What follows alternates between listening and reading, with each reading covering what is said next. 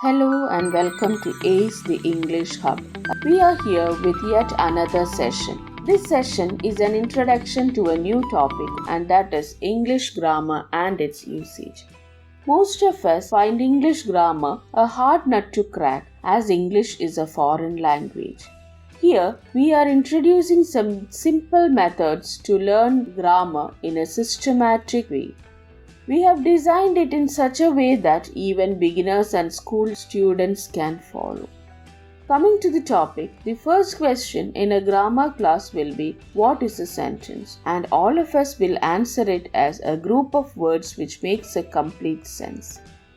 All of us are familiar with this answer, but we hardly think of the words which give the sentence a complete sense. Aren't we curious to know more about the words? Of course we are.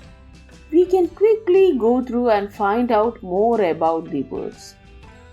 Just like we all come from different families and assemble at a workplace, school or college, the words in a sentence also come from different families.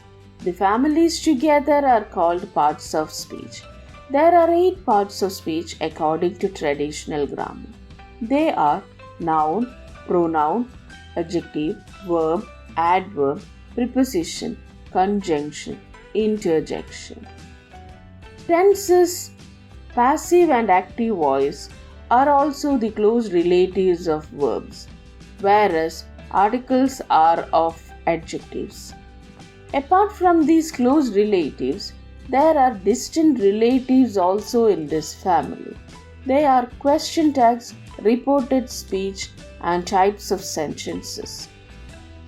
All the members and their families together constitute what is called as English grammar. In the upcoming sessions, we will be visiting each of these families. Thank you.